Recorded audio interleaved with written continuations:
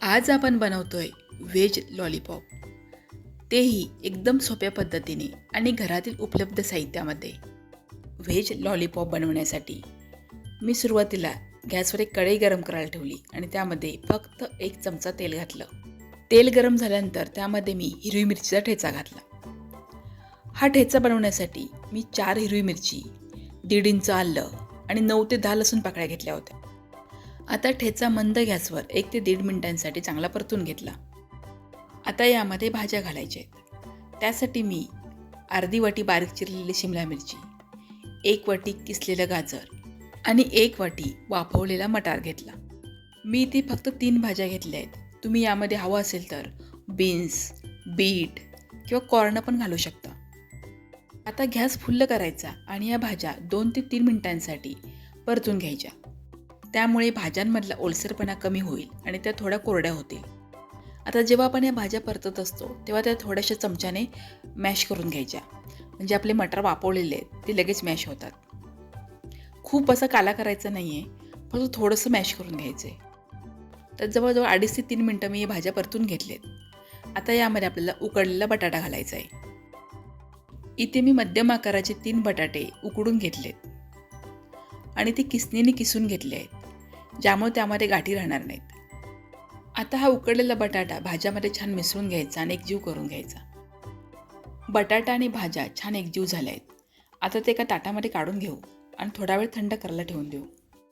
मिश्रण थंड झाल्यानंतरच आपण यामध्ये बाकीचं साहित्य घालणार आहोत. सगळ्यात आधी मी यामध्ये मूठभर बारीक चिरलेली कोथिंबीर घातली. त्यानंतर चवीनुसार मीठ घातलं. आता मसाल्यांमध्ये 1 छोटा चमचा मिरची पावडर, 1 छोटा चमचा जिरा पावडर, 1 मोठा चमचा धना पावडर, छोटा पाव चमचा हळद आणि 1 चमचा गरम मसाला घातला. त्याबरोबरच अर्धा लिंबूचा रस घातला. आता हे सगळे मसाले आपल्याला भाजींमध्ये मिक्स करून घ्यायचे आहेत. त्यासाठी अगदी हलक्या हाताने या भाज्या आणि मसाले एकत्र करायचे. जास्त दाब देऊन ह्या भाज्या एकत्र मळायच्या नाहीत, म्हणजे त्यामधले जे गाजर, शिमला मिरची किंवा मटार असेल ते थोडंसं आपल्याला लॉलीपॉपमध्ये दिसलं पाहिजे. एकदम मॅश करून घ्यायचं नाही. आता आपला लॉलीपॉप बनवण्यासाठी जे भाज्यांचं मिश्रण लागतं ते मिश्रण तयार आहे. आता आपण पुढची तयारी करू. त्यासाठी मी एका बाउलमध्ये 4 चमचे मैदा घेतला आणि त्यामध्ये अगदी चिमूटभर मीठ घातलं. आता मैद्यामध्ये थोडं थोडं पाणी घालून याची पातळसर पेस्ट बनवून घ्यायची. ही मैद्याची पेस्ट एकदम पातळही करायची नाही आहे, थोडीशी जाडसर ठेवायची. आता आपण लॉलीपॉप बनवायला घेऊ. त्यासाठी मी इथे आईस्क्रीमच्या स्टिक्स घेतल्या आहेत.